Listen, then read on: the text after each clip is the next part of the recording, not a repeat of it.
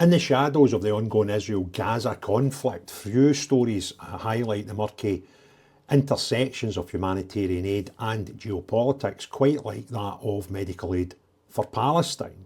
Now, this is an organisation, the national newspaper in Scotland, which is a Scottish independence publication, raised six figures sum for early in the conflict, and then a second tranche much smaller later on. Now, they were founded in 1984 as a UK-based charity. MAP positions itself as a neutral lifeline for Palestinians under occupation as refugees, delivering medical supplies, training health workers and advocating for access to care in Gaza, the West Bank and Lebanon.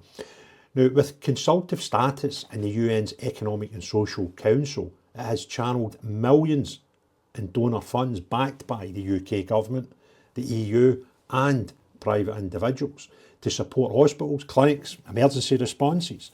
Now, since 2023, amid Israel's military campaign following the Hamas attack on the 7th of October, MAP claims to have aided nearly 1 million Palestinians in Gaza alone, distributing drugs, disposables, mental health support through local partners.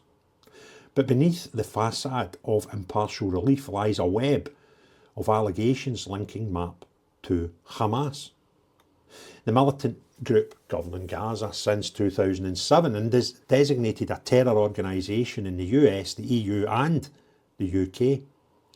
Critics led by an Israeli watchdog, NGO Monitor, argue that MAP isn't just operating in Hamas-controlled territory, it's entangled in a system that funnels aid towards the group's survival and military aims. These claims exploded into public view yesterday, when the NGO Monitor report, based on seized Hamas documents, just as the Scottish pro-independence newspaper faced backlash for channelling funds to the group. Now, I'm going to unpack some accusations, look at the evidence, the fundraiser and the fallout from this, and look at how aid can become a bit of a battleground. Now, at the heart of the controversy is Hamas' alleged guarantor system, a covert mechanism to embed loyalists within international NGOs, according to NGO Monitor report. Hamas controls of Gaza's NGOs, it said. An internal Hamas Ministry of Interior files detailed how the group identifies and recruits advisors,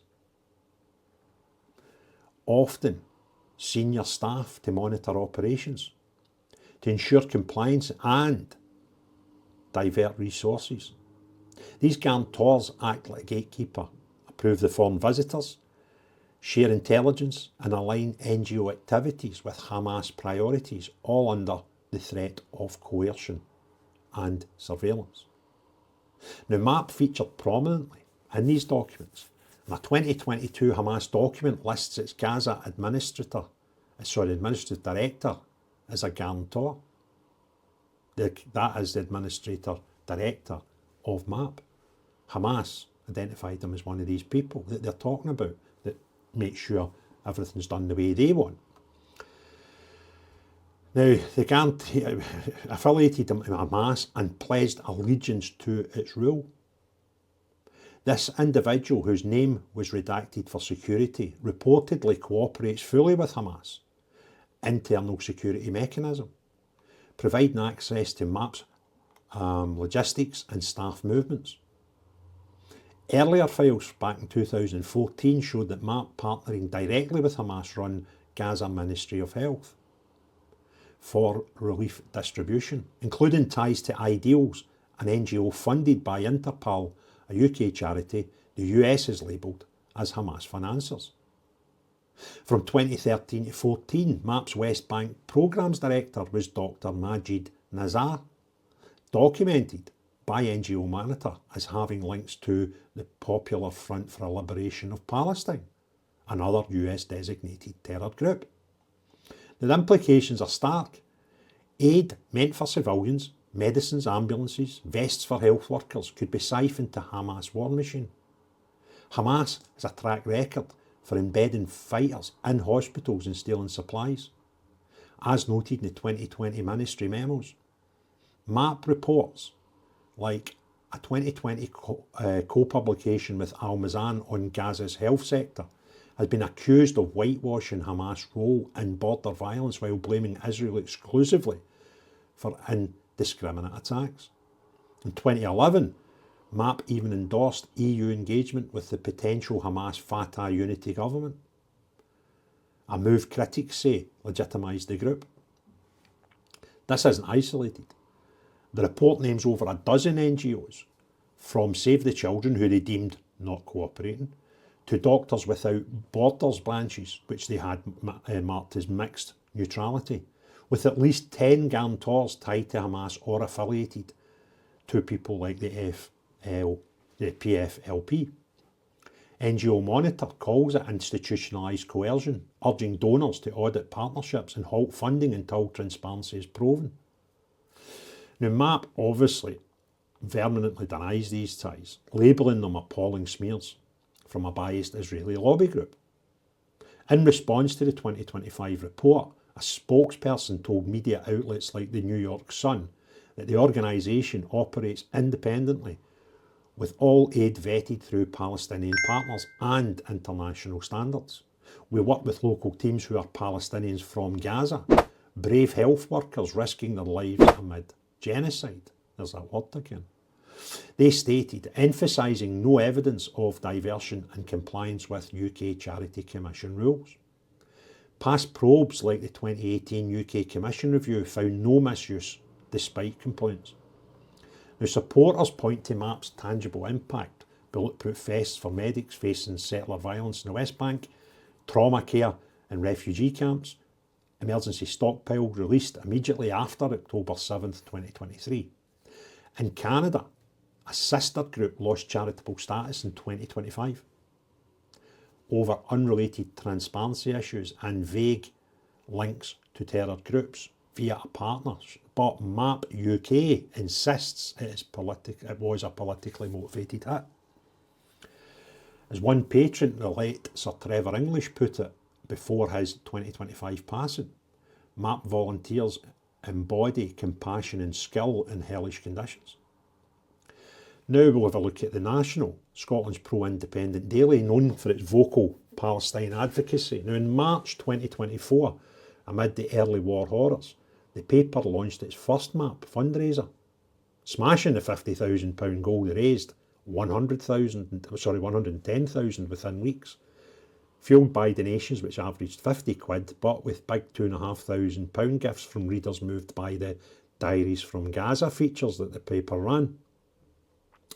Backed by figures like Nicola Sturgeon, Humza Yousaf, obviously, and comedian Frankie Boyle, it highlighted MAP as one of the only organisations on the ground, and now this takes me somewhere else. They said that they were one of the only organisations on the ground amid collapsing hospitals. Funds went straight to MAP for mental health kits and surgical supplies. Now, I want to think back to a video I done where I got some FOI information from the Scottish Government round about the time, and all tied to the time when Humza Yousaf's parents, in-laws, were stuck in Gaza at the start of this conflict. And there was one very strange email that had the sender's name redacted, who were offering to help get them out the country because they had boots on the ground. The disclosure of who this shady or unknown entity was always hidden, and it's not crazy to think that it could have been MAP, who even the National claim had boots on the ground when they were raising money for them. And there was very, very few organisations that had boots on the ground. So I don't think it's ridiculous to consider that this group, who go on to get over £110,000 from the Independent newspaper of Scotland, may have been the people offering to help Humza get his in-laws out in the early days of the conflict. However, by October 2025, with the Gaza death toll over 45,000, the National ran a smaller appeal, and this time only netted £2,500 for Palestinian medics. Modest, obviously, compared to their prior success. But this was tied to coverage of healthcare workers' plight. But on the 4th of December 2025, today, just a day after the NGO Monitor's bombshell on X. Some people ignited outrage asking the national newspaper by fundraising MAP effectively supporting Hamas, citing the reporter's guarantor revelations that they had guarantors within MAP. Some people were accusing the paper of indirect terror financing, quoting seized documents naming MAP Hamas-linked directors. The post went viral in pro-Israel circles, drawing rebuks from Scottish Jewish groups and calls for donor accountability. The National hasn't directly responded, but editor Martin Williams has defended past drives as humanitarian, not political endorsements. MAP echoed this, thanking the Scottish donors for their life-saving solidarity, while decrying the defamation. So this saga underscores a harsh reality. In Gaza, where Hamas rule and Israel did enforce blockades, no NGO is untouched by politics. Donors face a dilemma: fund relief at the risk of enrichment, or withhold and doom civilians. That's the way it's kind of framed. The UK Charity Commission has urged enhanced due diligence for Gaza operations, while the US and Canada tighten security on terror-linked partners. Now, for the National, the fundraiser amplified its voice, but now stains its pro-Palestinian stance with a guilt by association claims, obviously. Ultimately, the ties, real or alleged, expose aid's fragility. The MAP work probably does save lives, but even if a fraction of that bolsters Hamas coffers, then questions will be asked. And it erodes trust. And as Gaza rebuilds or not, expect more probes, denials and debates.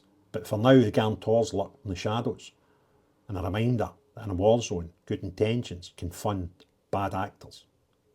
Now, if you want others to hear this and see this video, click the thumbs up, put your comments below, and hit the share button.